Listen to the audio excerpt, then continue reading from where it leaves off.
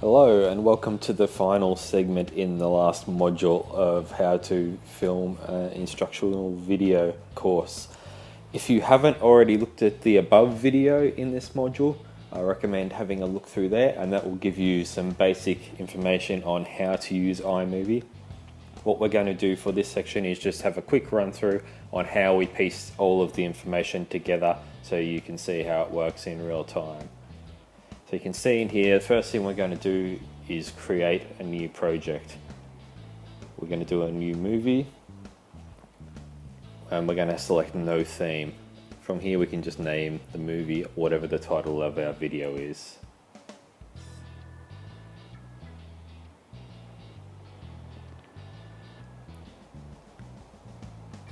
Now we have the new project set up, we can start adding some media. So we'll import our video and our audio into this project.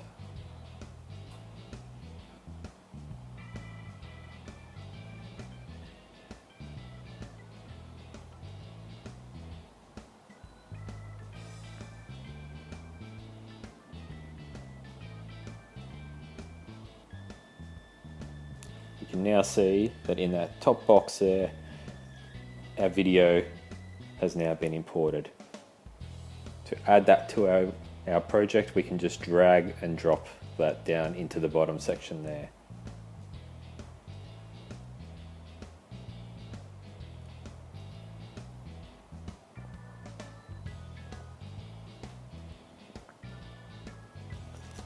Next thing we'll do is do the same thing with the audio. Again, you can just drag and drop your audio and stick it below your video there. So this is our secondary audio source.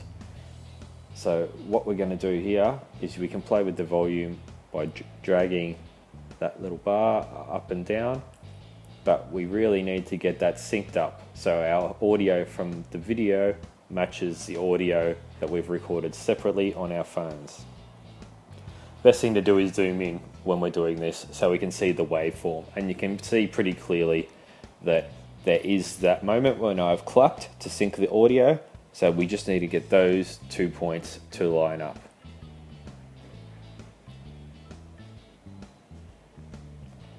The editing in iMovie is quite easy, where you can just drag and shorten clips and then just drag it along as we're showing there, and you can see that's now matching up perfectly there. We'll zoom in and have a look at that. But both of our audio tracks should now be synced up. So the reason we have these two audio tracks, as discussed in the previous module, is so we can enhance the vocals in this. So the microphone is obviously a lot closer to your mouth than when you're recording direct into your laptop. So this works a lot better and provides a bit more depth. We can still have some background noise, but it's not going to be as dominant as the microphone itself.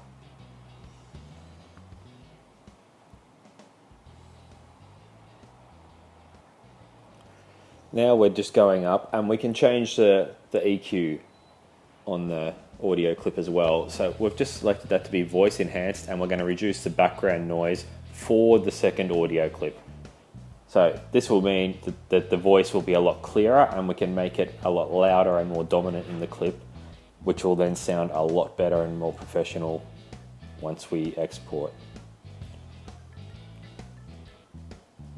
It is always important to test as you go when you're doing this as well.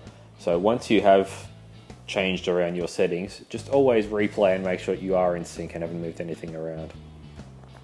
You can see now that we're just dragging the clip to cut out the section where we clap, because our viewers don't need to see that.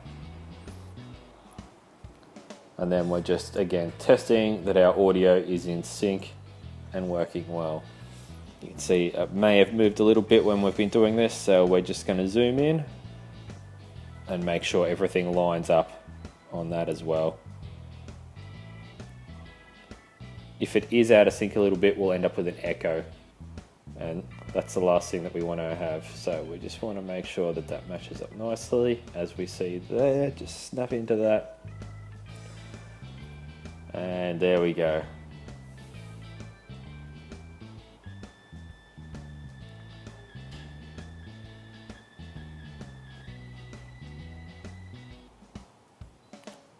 We'll now drag the end clips back so they finish where we want it to finish, and cut off when we push stop on our recording.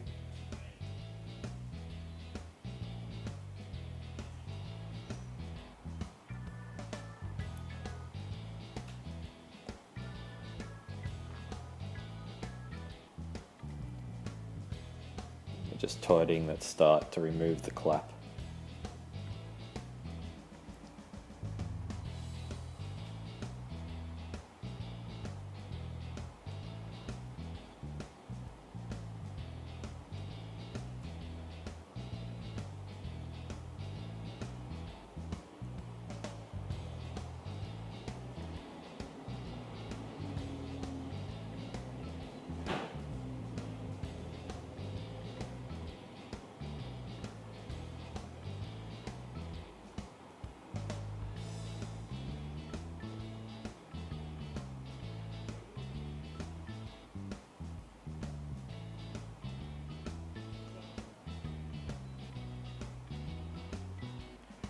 Now that we're happy with that, I'm just going to add a logo into the front. So this could be any image. You can just import the image the same way we did at the start with the audio and the video, and you can just drag and drop that in, and you can extend that to be as long or as short as you want to. And we're also going to put a transition in. So that's just, again, transitions on the menu, and you drag and drop whatever sort of transition that you like. So we want to start from fading to black into the logo, and then fading from the logo into the video. And at the end, we're going to fade to white. So you can use any of those transitions that I mentioned there. They're very easy to use with drag and drop, and you can have a play around and try a few out. I'm also going to select some background music that I'd previously downloaded, and we can just drag that in as a separate audio track again. You can have as many audio tracks as you like in iMovie. You can just keep dragging them in, but you need to remember that that may clutter up your sound. An important thing to do with your background music is also to make sure that it's in the background. So we want to go in, and we're going to adjust the output audio level for that to be a lot less than 100%. We're going to drop that down to 18-20%, so it just sits in the background nicely. So our music will play through the logo and then continue in the background while we're speaking in our video. Again, very important to test and make sure you can clearly hear the voices over the music, because we don't want that music to be too dominant.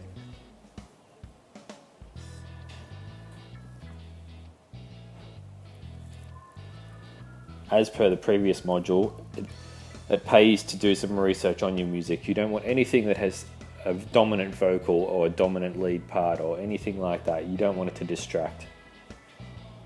We're now going to add in a title, which again, we can go to titles and select the style we would like, and we can just drag and drop that in. Enter our own text by clicking on the screen,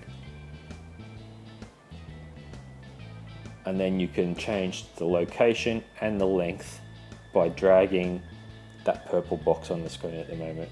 So we only want to show that for about 2 seconds, and we're going to move that clip to be a bit further into the video, so it's not right there at the start. We want it to fade in and then drop out.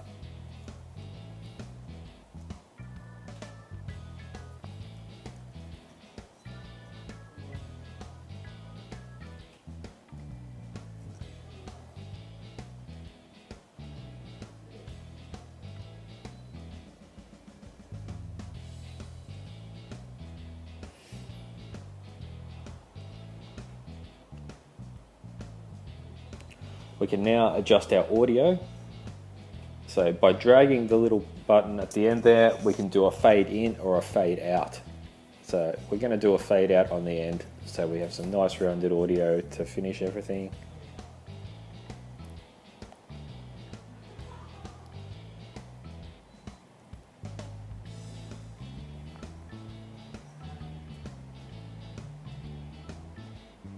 And then we're just going to export to a file.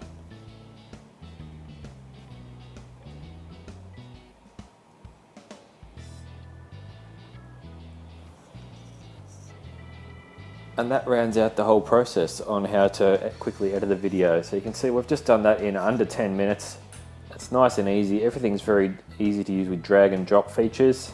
It's very visual and you can put something together in a very short time. If you do have any questions about this video, you can email me at scooper@go1.com and I'll be happy to answer any questions that you might have and help you through your process. Thanks for watching.